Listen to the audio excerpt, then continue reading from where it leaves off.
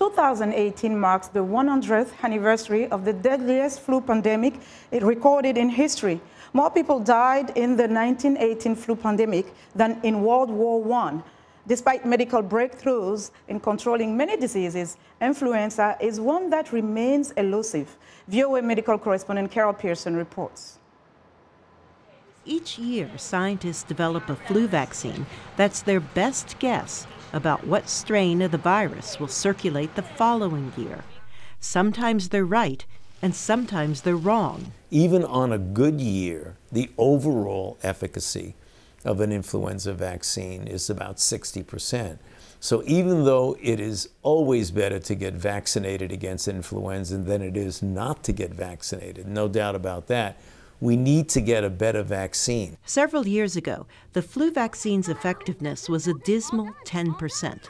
Other vaccines, like those for measles and yellow fever, are almost completely effective. And 90% of those vaccinated for polio are protected from the disease.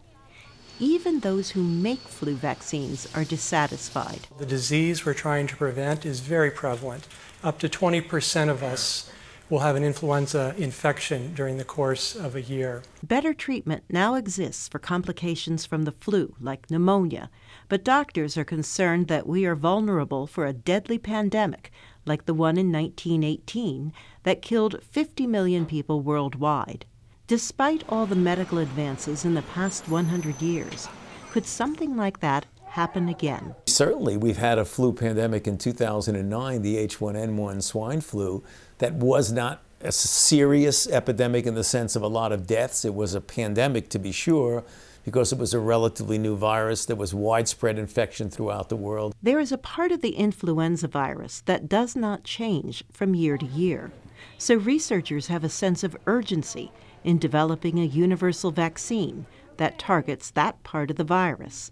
Most influenza deaths occur in developing countries, and very few vaccinations occur there. Until a universal influenza vaccine is available, more lives can be saved if more people start getting the imperfect seasonal flu vaccine. Not only can this prevent the spread of the virus, but it lowers the risk of a deadly pandemic, like the one in 1918. Pearson, VOA News, Washington.